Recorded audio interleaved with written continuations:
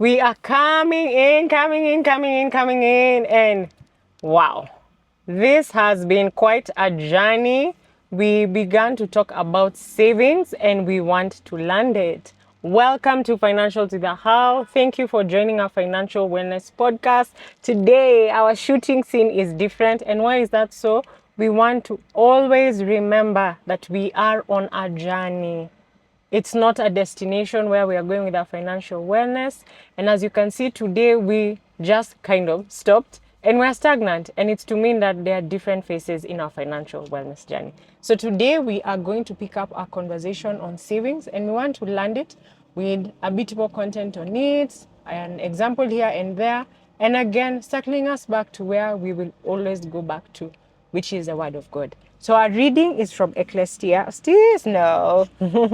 Well, I could take you there for a minute because this is one of our key reads. This is what this Ecclesiastes will not be missing. If you've heard about financial wellness, then this will always be part of us talking about it. And this is, let's go to verse 11. Ecclesiastes 9 verse 11. And it says, I returned and saw under the sun that the race is not to the swift, nor the battle to the strong, neither yet bread or to the wise, nor yet riches to men of understanding, nor yet favor to men of skill, but time and chance happens to them all. The preacher was reminding us that the opportunities to do well in life are accorded to each of us, and we have to steward them well. I always remember one of my favorites, again, Nigerian preacher. Over time, you'll get to know them. It's more or less one or two, don't worry. And she would say, over life, all of us will start at different places. But by the time you get to a certain age, usually her she'd say 30, she's like, don't tell me your father died. Don't tell me you didn't start in a wealthy neighborhood. All these things, forget about them. Know that now it is your time to make the most with what you have in your hands. And that's something I'd love us to carry as we continue on our financial wellness journey. So another reading that is so important for us is from Deuteronomy 8:18, and it says, but you shall remember the Lord your God, for it is he who gives you the power to get wealth, that he may establish his covenant, which he swore unto your fathers, as it is to this day. Another very good reading around just God keeping covenant, keeping promise. And I'm sharing these readings with us because we are children of promise when we come in faith. We are children of God and he wants to do us well. And this is from the book of Psalms, chapter 78. This is from verse 8. And he says, actually, let's start from verse 6. That the generation to come might know them, even the children which should be born, who should arise and declare them to their children, that they might set their hope in God and not forget the works of God, but keep his commandments, and might not be as their fathers, a stubborn and rebellious generation, a generation that set not their heart aright, and whose spirit was not steadfast with God. The children of Ephraim, being armed and carrying bows, turned back in the day of battle. They kept not the covenant of God and refused to walk in his law, and forgot his works and his wonders that he had shown them.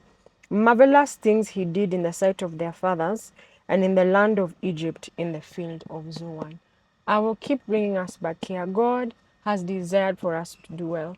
God has planned for us to do well, and he keeps asking us to not forget to follow his statutes, to follow his principles. The word of God has a lot that we can pick from as nuggets towards our financial wellness. And even as we build up on savings, the scripture that we read on Ecclesiastes was actually to encourage us, to remind us that there is a time for us to do these savings.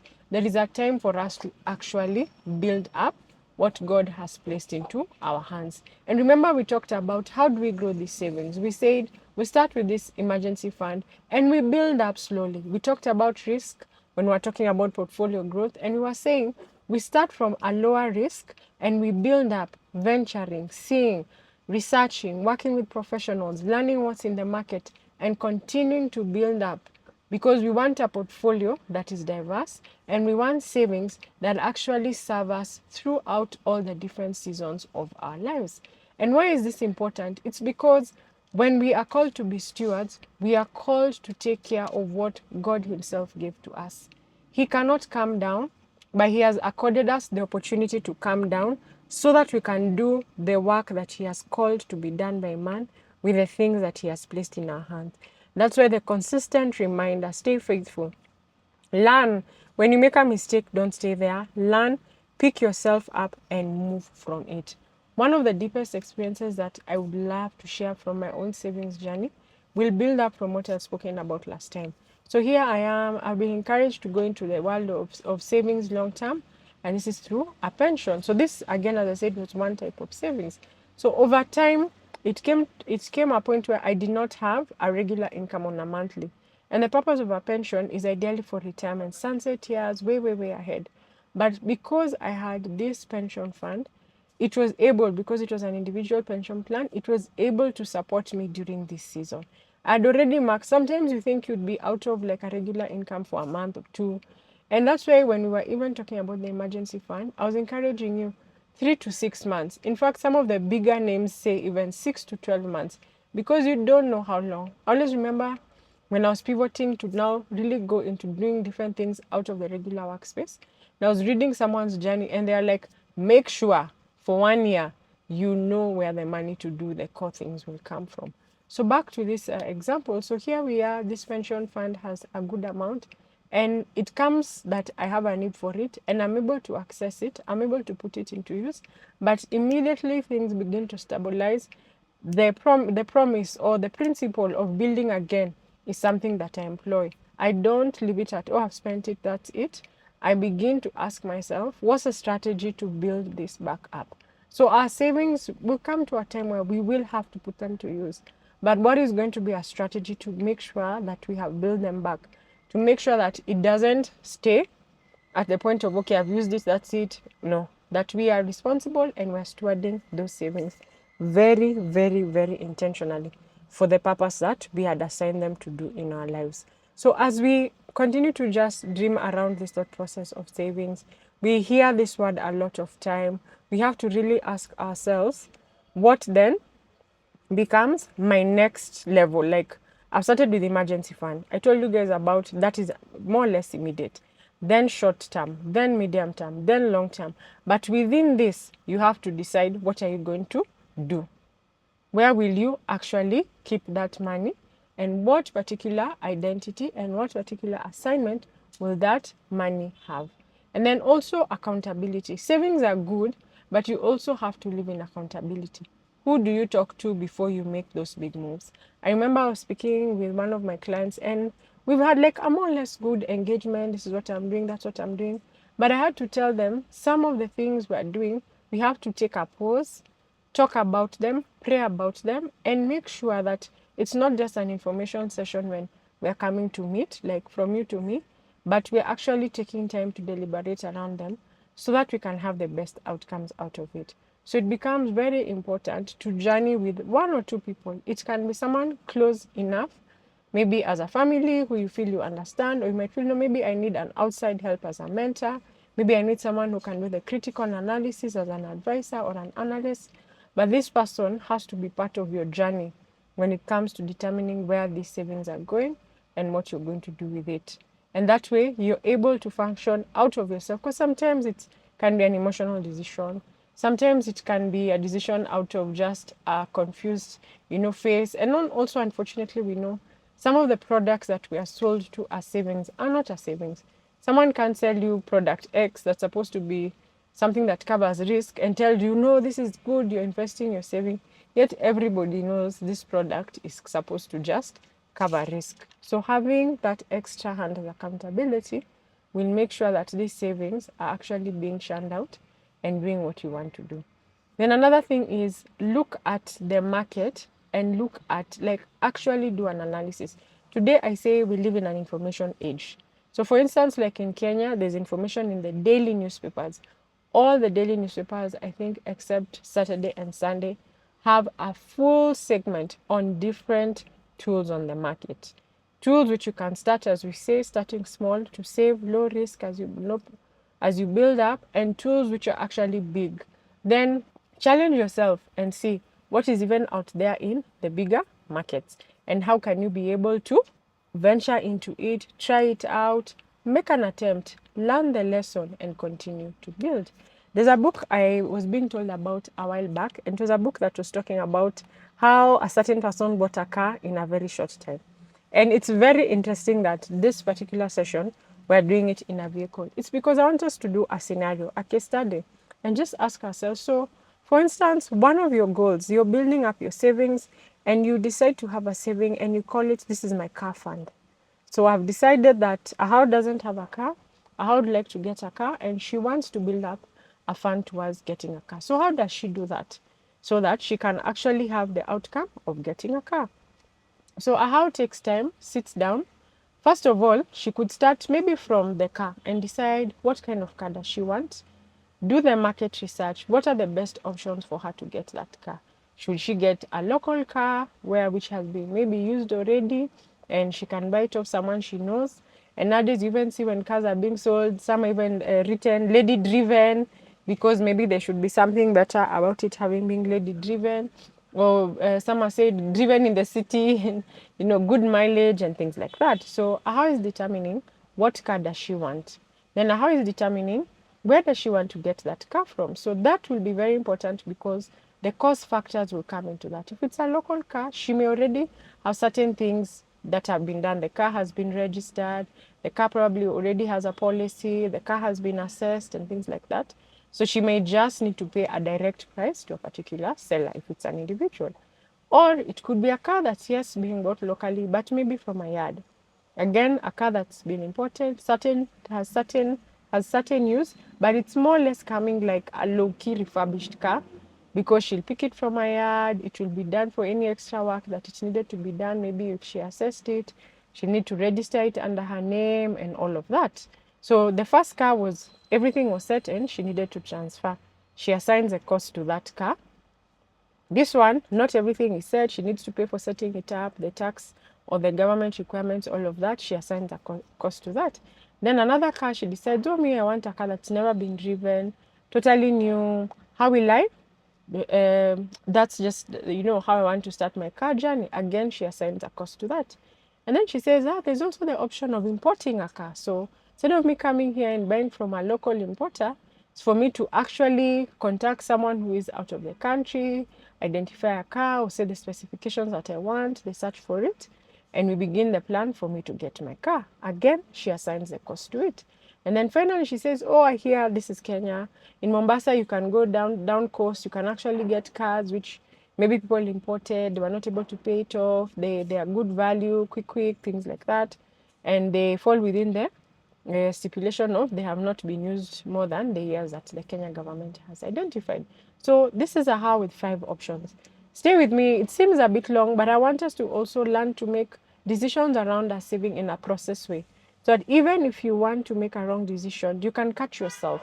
You can be able to go back and retrace, this must be where I made the error, and recalculate from there without having to start afresh. So Ahawo has 5 options for the car she wants to get.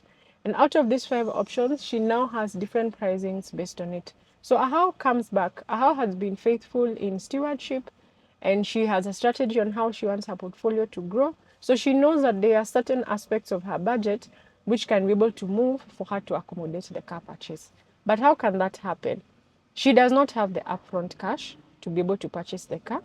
And when she looks at all the different costs, the different costs of the car, their difference is somewhere between 20 to 30%. So it's also not too big a margin between the differences of all the 5 options that she has picked, with of course the most costly being the car that she wants to purchase as a brand new car or from a showroom, as opposed to maybe the local car which has already been used and which she'll purchase from a secondary buyer.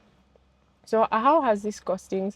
Ahawo has come into her budget and seen. So the first strategy that Ahawo can use is she can elect to take time to prepare for the purchase of this car by allocating a specific sum that she'll keep away for a designated period of time. So I'm trying to think of a number we can break down. So let's say when she does her final costing, looks at the 5 options, she settles for 2 options. She settles for the middle car, the one where she will get from a yard or from a local supplier within the country, and that car will cost her 1.2 million. And then she also still wants to, pursue the idea of maybe getting a new car, because It's not too bad an idea, and she knows it might give her longer use. But that new car may cost her a bit more. That will come to around 1.8 million. So she looks at the difference. As I said, it's around 20% difference between the two. And she begins to look at her budget. So if she wanted to get the 1.2 and she does not have all the cash upfront, she could elect for a whole year to keep aside 100,000. By the end of the 1 year, she will have her 1.2. Second, if she wants the other option, she could elect to keep aside the same 100,000, but right now, because the car is 1.8, she's going to keep it aside for 18 months so that she can already accumulate. So if she elects to go with that option, she has a car fund. The car fund is supposed to be receiving 100,000 every month, so that by the end of 18 months, if that's the one she goes for, then she will have gotten the car that she wants. Or if it's the 12 months, then she will have gotten the car that she wants. So that's just fully keeping aside that. But how could also elect? She's been having a fund which she has been calling it a projects fund. And within the projects fund, she has already around 600,000. And she kept it as a fairly open fund because she knew she would have 1 or 2 projects and she was just trying to prioritize. And one of the projects on her list was a car project. So Ahawo decides that she will prioritize the car project and make it the first. So for a time, she says, my project fund is now going to be primarily towards my car. I've already accumulated 600,000 and I finally want to go with the option of the 1.8. So she says, then I have another year to put into the project fund and to settle with my vehicle. And for 12 months, she puts into the project fund, she purchases her car, and she closes that out. But now remember, the project fund, because she'd been planning for it, it had priorities. Maybe we can say the project fund was within her medium term plan. So within that, she had another plan. So she begins the journey again with the next plan for savings and for that particular item. It's not interfered with her other things because it's something that was there already in how she was planning her finances. And I've used a large sum of money that can seem intimidating. It was just easier for math, actually. But it's just to get us to see that there's so much that we can do that looks like small things, but they will actually help us to get to that goal. They will make some of the things that we are calling dreams become reality. Recently, when I was reading through some of the content that just helps me to prepare, I remember looking at this lady's, I think it was Instagram, and she said when she needed to clear her debt portfolio, because that was a strategy she had, she made a conscious decision on the purchasing practices she had. And she would be mindful, she would scrutinize herself, she would ask herself, does that money really need to go there? Is it going to serve the purpose that I want it to serve when it goes there? And within a very specific and short period of time, she was actually able to address that particular debt she wanted to deal with. And it's just the same with our savings. We have to really be intentional, but naming your savings, deciding that this is the task at hand and this is how I want it to be achieved, is going to be extremely, extremely key. We've only scratched the surface on savings. There are quite a number of links that we have put down below for you to go continue listening. Go and learn about different types of emergency funds. Go and see different strategies around savings that you can employ, both from me and from other people who are good in this field. It's been amazing to have this conversation with you on savings. We pray that your savings will not only be for you, you live with an open hand, a hand that knows that we save because we are good stewards. We save so that we can be a blessing to others. We save when we live in simplicity. And of course, today, we've had the thought process around being minimalist and all of that. It's not to deny ourselves the life that God has called us to, but it is to live cognizant to this world not being our home. God bless you. It's Ahawo.